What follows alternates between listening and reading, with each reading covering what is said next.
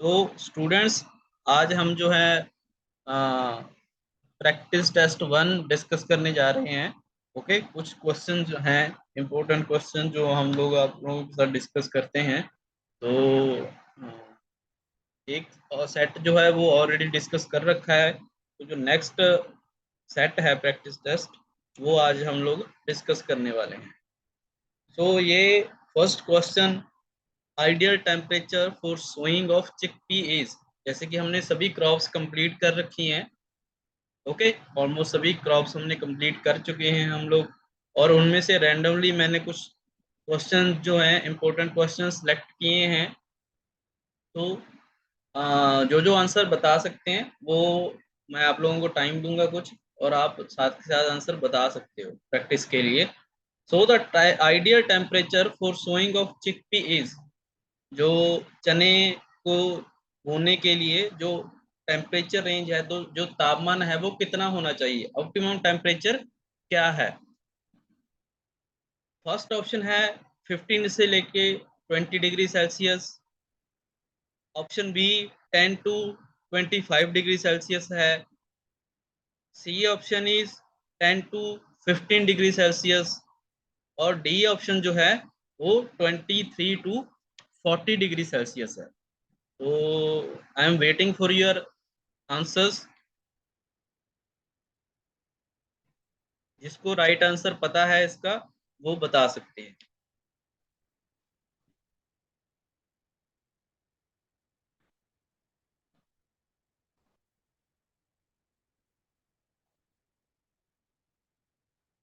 वो कहते हैं right answer is 10 to 25 degree Celsius.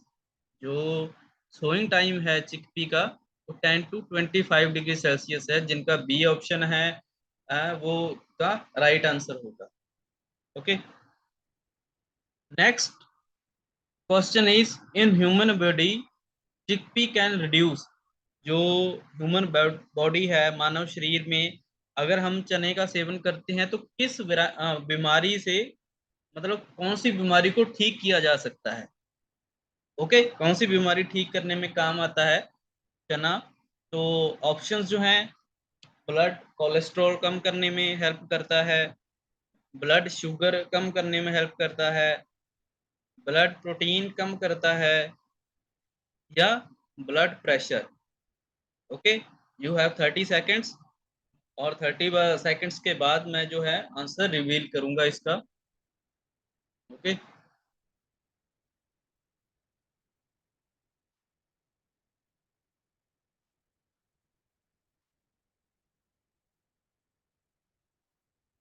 तो इसका राइट आंसर जो है ऑप्शन सी, ब्लड प्रोटीन कम करने में काम करता है।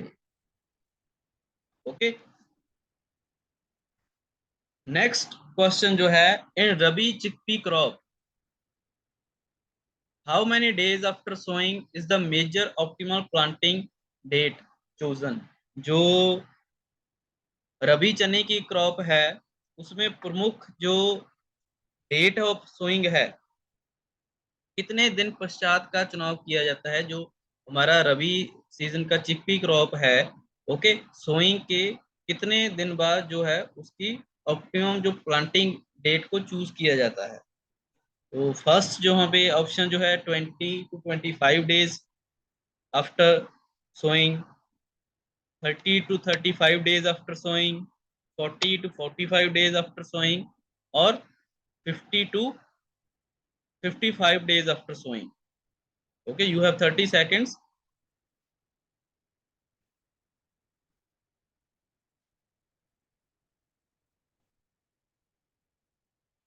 सो 20 से लेके 25 डेज के बीच जो ऑप्टिमल प्लांटिंग डेट है, वो चूज की जाती है, जो रबी चिकपी के केस में।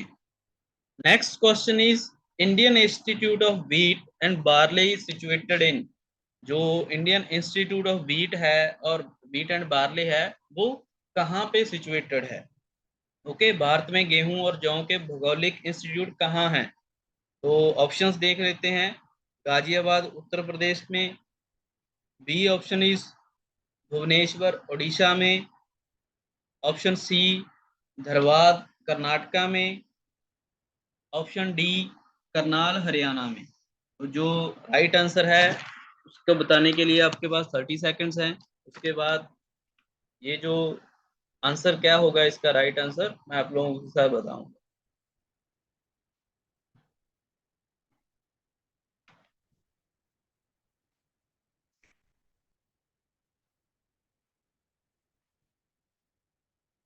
ओके, तो काफी स्टूडेंट्स ने इसका राइट आंसर दिया है। तो इसका राइट आंसर जो है गाजियाबाद उत्तर प्रदेश यूपी में स्थित है Indian institute of wheat and barley. Very good. So next question is leaf of barley is, जो बार्ले के पत्ते होते हैं, ओके, वो कैसे होते हैं। फर्स्ट इज, क्या उनको बोला जाता है, उनको पिटियोल बोला जाता है, या सेसाइल बोला जाता है, ओके, या दोनों बोल सकते हैं, या फर्टाइल बोला जाता है। तो जो लीफ जो होते हैं, लीफ जो बार्ले के, उनको क्या बोला जाता है। तो बताइए क्या आंसर होगा इसका।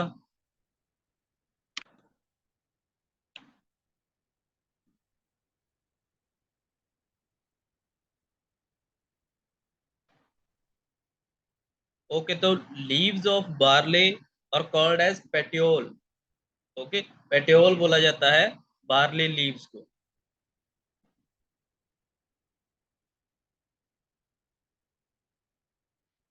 सेकंड क्वेश्चन ये रिपीट हुआ है। Next question is lentil contain about dash percent of protein. जो लेंटिल की क्रॉप है उसमें कितने परसेंट प्रोटीन जो है वो होता है। आपके ऑप्शंस हैं, option A 20%, option B is 25%, 25%, option C 10%, या ऑप्शन डी 40%। कितने परसेंट जो प्रोटीन है वो लेंटिल में होता है। So the lentil crop contains 25% protein. तो आपका जो राइट ऑप्शन होगा वो है B, 25% protein lentil crop will contain. Lentil crop is also known as, lentil crop को और किस नाम से जाना जाता है। ओके, या एक और नाम क्या है। ए मस्ती क्रॉप है, बी ड्राईलैंड क्रॉप सूखे भूमि की फसल, सी वेटलैंड क्रॉप, या डी इसका ऑप्शन होगा no land crop. Okay, A मस्ती लैंड, मस्ती crop, B dry land crop, C option is wetland crop, and D is no land crop. तो क्या इसका राइट ऑप्शन क्या होगा।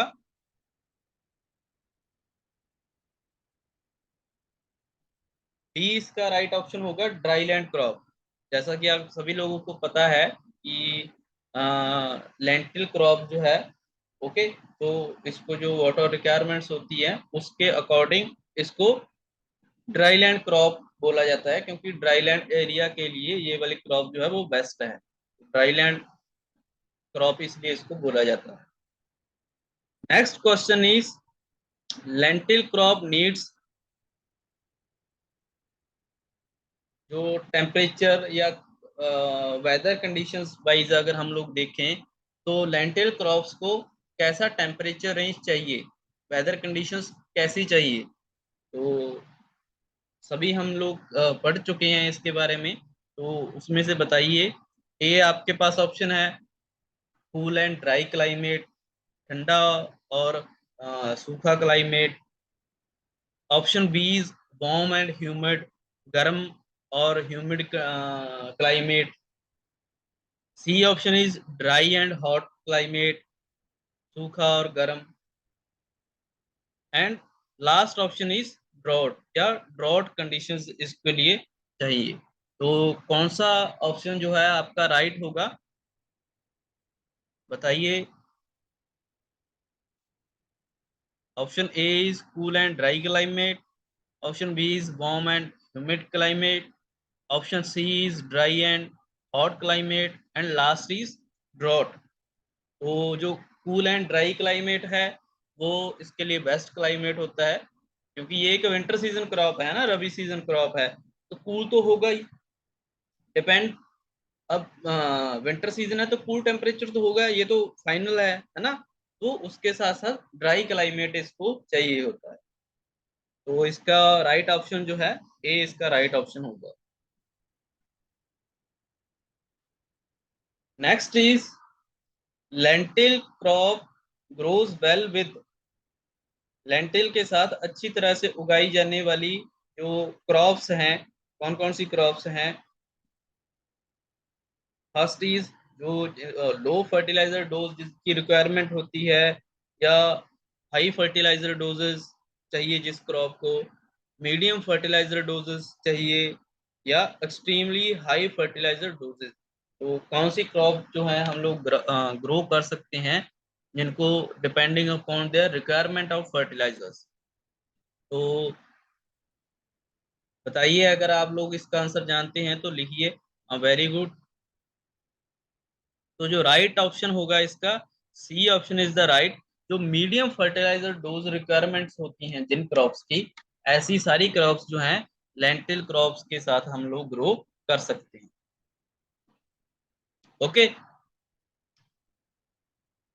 Next question is major production of lentil is from. जो lentil crop है उसकी मेजर प्रोडक्शन कहाँ से होती है? Okay. First is India and Canada. First option है इंडिया और कनाडा से। ऑप्शन बी इज अमेरिका से। ऑप्शन सी श्रीलंका से, या ऑप्शन डी रशिया से। तो out of these four options please tick the right answer. Right answer क्या होगा? जो ज्यादा प्रोडक्शन होती है, the country with highest production of lentil is option A, option B, option C और option D. Choose any one. Okay, very good. तो जो right option है इसका, इंडिया एंड कनाडा। तो जो लेंटिल ज्यादा अमाउंट में प्रोड्यूस, जो प्रोडक्शन है ज्यादा लेंटिल की, कहाँ पे होती है? इंडिया और कनाडा में, दोनों कंट्रीज को मिलाकर। Next is moisture requirement for storage barley. जो बार्ले को हमने स्टोर करना है जब, तो जो मॉइस्चर रिक्वायरमेंट्स होती हैं, ओके, वो कितनी होती है? फर्स्ट है 10 to 12% मॉइस्चर होना चाहिए, उससे ज्यादा नहीं होना चाहिए स्टोर करते वक्त। या 50 to 60% होना चाहिए, उससे कम नहीं होना चाहिए मॉइस्चर। या 30 to 40% होना चाहिए। ये जो एवरेज टेम्परेचर होता है जब हम पार्ले को स्टोर करते हैं। या 90 to 100%, जब 100% जब मॉइस्चर कंडीशन होगी, मॉइस्चर प्रेजेंट होगा सीड में, तब हम लोग उसको स्टोर करेंगे। तो जो राइट ऑप्शन है, वेरी सिंपल क्वेश्चन है ये, तो आप लोगों को सभी को पता है, राइट ऑप्शन इज ए। क्योंकि जितना कम मॉइस्चर होगा उतने ज्यादा जो डिजीज या सीड के डैमेज होने के चांसेस, खराब होने के चांसेस कम हो जाते हैं। ओके। तो 10 to 12% जो मॉइस्चर है वो होना चाहिए जब स्टोरेज हमने करनी है। अगर ज्यादा मॉइस्चर है तो हम लोग शेड ड्राई कर सकते हैं उसको। Next question is most critical stage for irrigation in wheat crop is. जो सबसे क्रिटिकल स्टेज है इरिगेशन की व्हीट क्रॉप में, मतलब व्हीट क्रॉप को मोस्टली जो 5 to 6 नंबर ऑफ इरिगेशन जो हैं उनको चाहिए होती है ना व्हीट क्रॉप में। लेकिन अगर हमारे पास एक ही इरिगेशन का पानी है, ओके, एक इरिगेशन है, और वो हमें फिर किस टाइम देनी है, उसको हम बोलते हैं मोस्ट क्रिटिकल स्टेज। क्योंकि मोस्ट क्रिटिकल स्टेज पे देंगे, है ना, अदरवाइज तो क्रॉप खराब हो जाएगी अगर हमने क्रिटिकल स्टेज पे वाटर नहीं दिया। तो क्रिटिकल स्टेज वो स्टेज होती है कि जिस स्टेज पे अगर वाटर नहीं मिलेगा प्लांट को, तो उसके जो फेलियर होने के चांसेस हैं वो ज्यादा होते हैं। ओके, तो कौन सी स्टेज होगी, हमने क्लास में ऑलरेडी डिस्कस कर रखा है। फर्स्ट इज लॉग स्टेज है, second option is harvesting stage, third option है वेजिटेटिव स्टेज, और option D is CRI stage. तो कौन सा इसमें से राइट आंसर होगा? ऑप्शन ए लॉग स्टेज पे हमने पानी देना है, या ऑप्शन बी हार्वेस्टिंग के टाइम, या ऑप्शन सी वेजिटेटिव स्टेज पे, या ऑप्शन डी सीआरआई स्टेज पे। तो कौन सी स्टेज पे अगर हमारे पास एक ही इरिगेशन की अवेलेबिलिटी है, एक टाइम पे अगर एक ही इरिगेशन दे सकते हैं, तो कौन से टाइम पे आप लोग इरिगेशन दोगे वीट क्रॉप के अंदर? तो राइट ऑप्शन जो है इसका, इसका डी, ये मिस्टेक है, डी इसका राइट ऑप्शन होगा। ओके, सीआरआई स्टेज पे हमने जो है इरिगेशन देनी है, ये एक मोस्ट क्रिटिकल स्टेज होती है वीट क्रॉप में, सीआरआई स्टेज। ओके, तो इसका जो राइट ऑप्शन होगा वो डी है। Most critical stage of irrigation for chickpea, chickpea में सबसे ज्यादा क्रिटिकल स्टेज कौन सी होती है, जिसपे जो वाटर की रिक्वायरमेंट है क्रॉप को सबसे ज्यादा होती है? ओके, कौन सा चरण जो है सबसे महत्वपूर्ण होता है? तो फर्स्ट ऑप्शन जो है टिलरिंग, टिलरिंग के टाइम हम लोग दे सकते हैं। Option B is CRI stage. Okay, C option pre flowering stage, flowering से पहले की स्टेज पे हम लोग दे सकते हैं इरिगेशन, या ऑप्शन डी जो है हार्वेस्टिंग स्टेज। तो कौन सी स्टेज पे हम लोग इरिगेशन दे सकते हैं चिकपी में? बताइए, विच will be the right answer for the question most critical stage of irrigation for chickpea?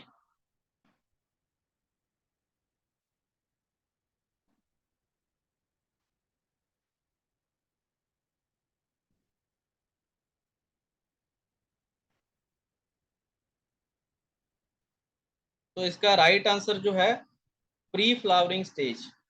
Okay, pre flowering stage पे इरिगेशन जो है हमने वो देनी है फील्ड में, चिकपी के केस में।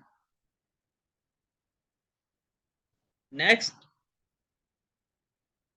Question is most critical stage of irrigation in barley is, barley में जो सबसे ज्यादा इरिगेशन है रिक्वायरमेंट वो किस टाइम होती है? फर्स्ट जो है tillering, okay, second CRI stage पे, थर्ड फ्लावरिंग के टाइम,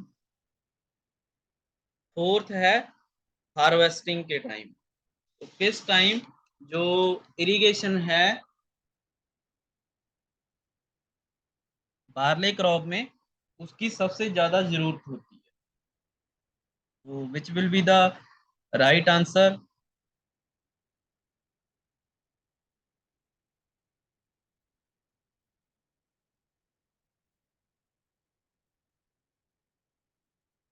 तो राइट आंसर जो है flowering. Okay, flowering will be the right answer for barley crop.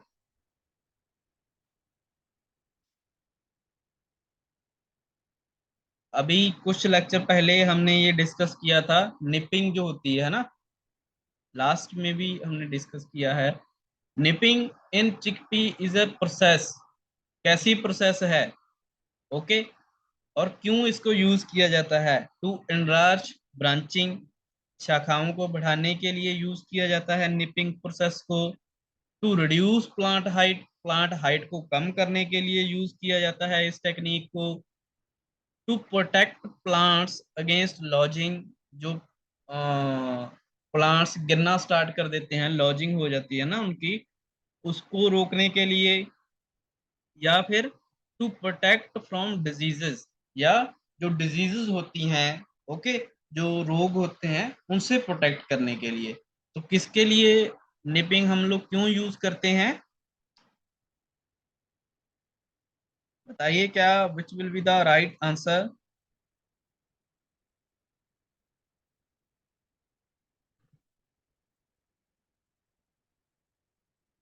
So option A will be the right answer.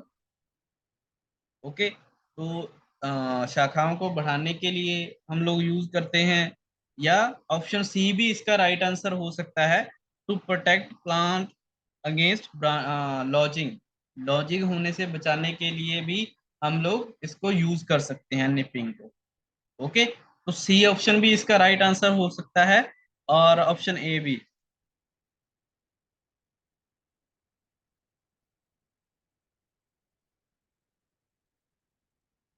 Next question is very simple question, origin of wheat, wheat का जो मूल स्थान है वो कौन सा कंसीडर किया जाता है, कहाँ माना जाता है।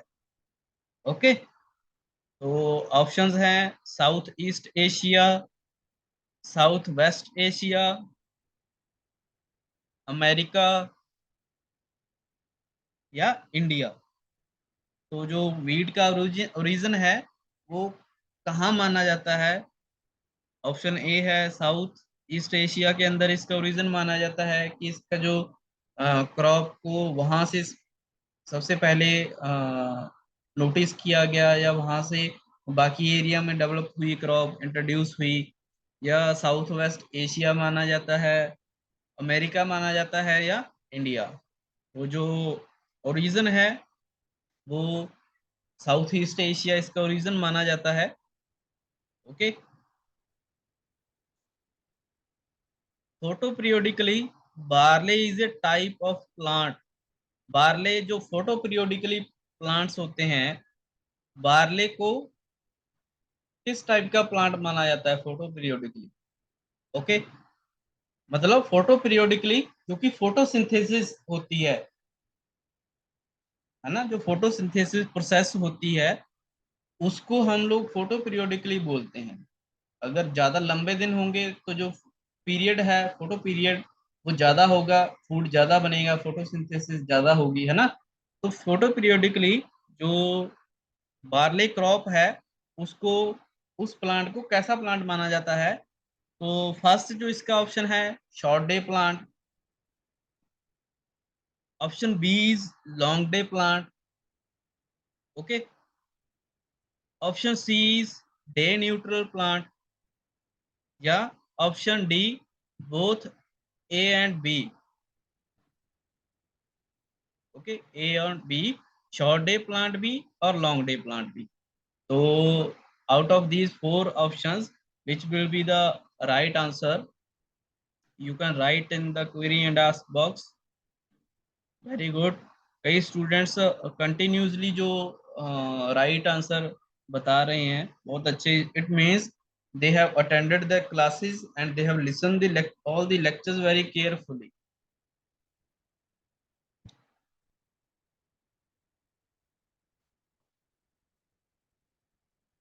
तो जो इसका राइट ऑप्शन है option B, long day plant. तो जो बार्ले है उसको एक लॉन्ग डे प्लांट जो है वो बोला जाता है। Okay, next question is photo periodically chickpea is a type of plant, chickpea को कैसा प्लांट बोला जाता है। Okay, same options, short day plant है, लॉन्ग डे प्लांट है, डे न्यूट्रल है, या इनमें से कोई नहीं। ओके, तो कौन सा इसका राइट ऑप्शन होगा। 30 सेकेंड्स हैं आप लोगों के, अभी आप लोगों के मैं रिस्पॉन्स देखूंगा कि कौन कौन जो है राइट आंसर बताएंगे इसके।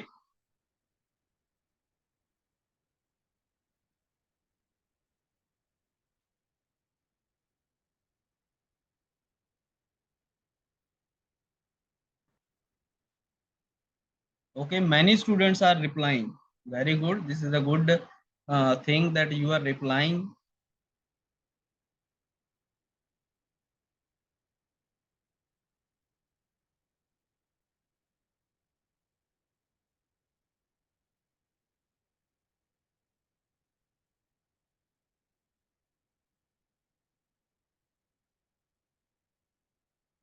तो जो काफी आंसर हमें मिल चुके हैं, तो ये भी एक लॉन्ग डे प्लांट होता है।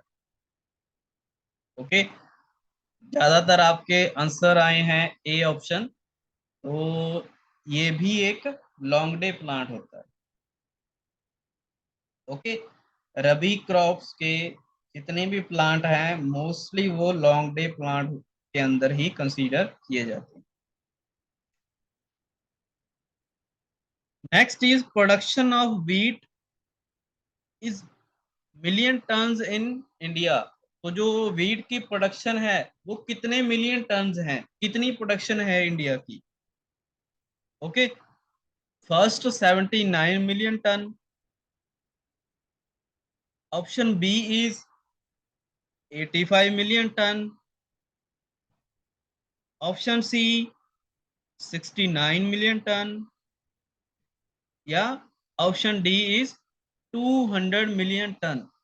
सो what will be the production of India, production of wheat in India?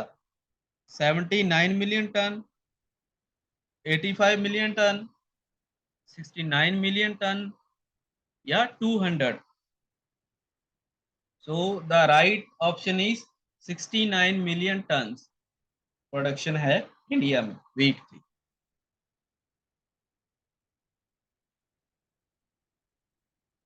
Next is protein percentage in wheat. What will be the percentage of protein in wheat?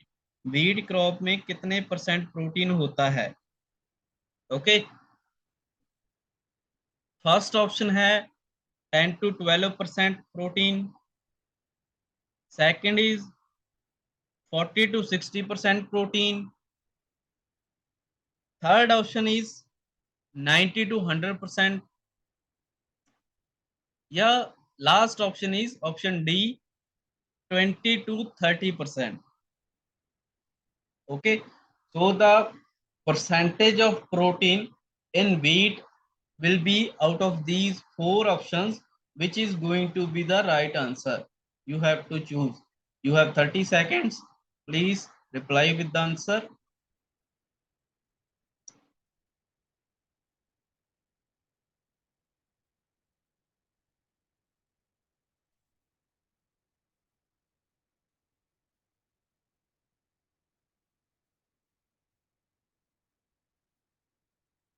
कौन सा राइट ऑप्शन होगा? Option A 10 to 12%, option B 40 to 60%, option C 90 to 100%, या option D 20 to 30%. So the right option will be A option will be the right. Okay, यहाँ पे B दे रखा है, A option इसका right answer होगा। 10 to 12% will be the right answer. जो protein content होता है वीट में 10 to 12% होता है। प्रोटीन कंटेंट इन बार्ले, जो बार्ले क्रॉप है उसमें प्रोटीन कंटेंट, ओके, जौ जो है उनमें कितना प्रोटीन कंटेंट होगा? 10 to, option A is 10 to 12%, option B is 50 to 60%, option C is 90 to 100%, या ऑप्शन डी इज 500 to 600%। तो जो बार्ले क्रॉप है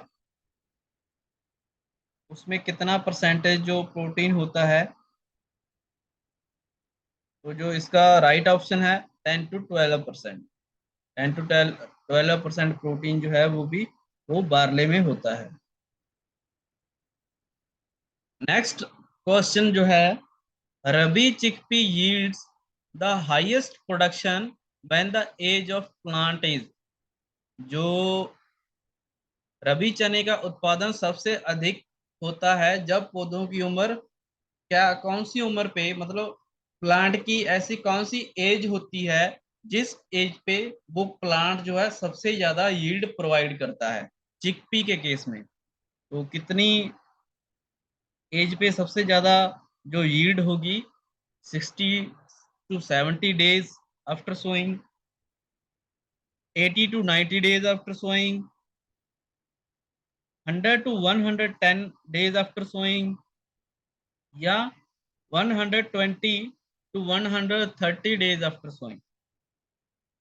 ओके, 60 से 70 दिन के बाद, 80 से लेके 90 दिन के बाद, 100 से लेके 110 दिन के बाद, या 120 से 130 दिन के तक जो प्रोडक्शन है चिकपी की, किस टाइम पे सबसे ज्यादा होगी? Which is going to be the right answer? You have 30 seconds only.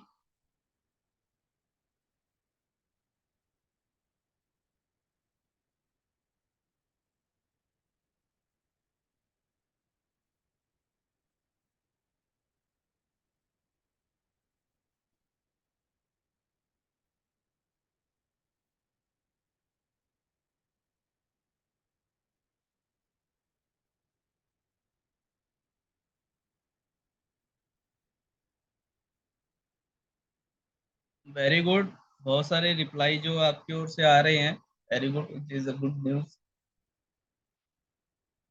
So the right option will be C. 100 to 100 days after sowing, the production from chickpea will be the highest production. 100 और 110 दिन के बीच जो चने का plant है वो सबसे ज्यादा प्रोडक्शन देता है.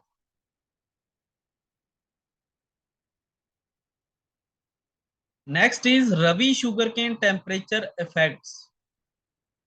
जो रबी शुगर केन क्रॉप है उसमें टेम्परेचर का क्या इफेक्ट होगा? ओके, फ्लावरिंग पे इफेक्ट होगा टेम्परेचर का. ओके, चाहे वो कम टेम्परेचर है या ज्यादा टेम्परेचर है, तो कहाँ जो टेम्परेचर कम वो है या कहीं ज्यादा है, उसका जो सबसे ज्यादा इफेक्ट है वो शुगर केन के किस पार्ट पे ज्यादा पड़ेगा? वो फ्लावरिंग पे पड़ेगा, या जब फ्रूट डेवलपमेंट स्टेज आएगी उस पे पड़ेगा, या जर्मिनेशन के टाइम ही इफेक्ट ज्यादा पड़ेगा, या जब हम सोइंग करते हैं, ओके, उस टाइम जो टेम्परेचर ज्यादा इफेक्ट करता है प्लांट को? ओके, तो कौन से टाइम जो प्रोडक्शन है जो शुगर केन की प्रोडक्शन पे इफेक्ट होगा, मेनली जो प्लांट को ज्यादा इफेक्ट करेगा टेम्परेचर, तो वो कौन सी स्टेज पे करेगा? Option A is flowering, option B fruit development, option C germination, या ऑप्शन डी सीड सोइंग, जब सोइंग के टाइम पे. तो जो राइट ऑप्शन है इसका, A option will be the right option. Flowering time पे जो टेम्परेचर है वो सबसे ज्यादा इफेक्ट करता है शुगर केन में, रबी शुगर केन में. ओके, तो रबी शुगर केन में जब क्रॉप जो है फ्लावरिंग स्टेज पे होती है, उस टाइम अगर टेम्परेचर कम ज्यादा होता है तो उससे जो प्रोडक्शन है वो सबसे ज्यादा इफेक्ट होती है. Next is salt tolerant variety of barley. जो बार्ले की ऐसी वैरायटी जो कि अगर सलाइन सॉइल है, ओके, साल्ट टॉलरेंट वैरायटी, तो उसमें अच्छे से ग्रो कर सकती है. ओके, ऐसी कंडीशंस को अच्छे से वो एक्सेप्ट कर सकती है. तो फर्स्ट है अंबर वैरायटी, सेकंड है नीलम वैरायटी, थर्ड है RD 137, या फोर्थ वन इज RD 101. तो कौन सी वैरायटी जो है बार्ले की वो सात टॉरेंट वैरायटीज के ग्रुप में आती है? Option A B C D, which will be the right answer?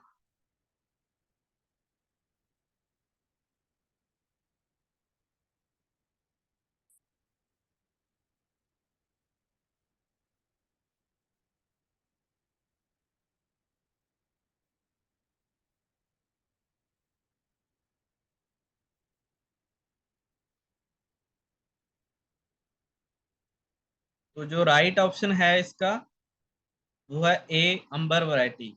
Okay, amber variety एक ऐसी वैरायटी है जो कि 60 टॉरेंट वैरायटीज के अंडर आती है।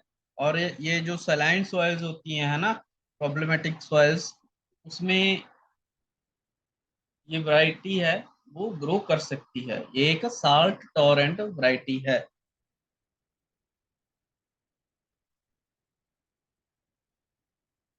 Next is scientific name of chickpea.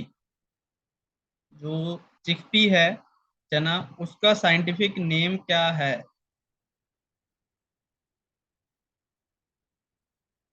First is Cicer arietinum, second is Cicer fabodia, third is Cicer kabulium, या option D is Zea mays. So which will be the right answer?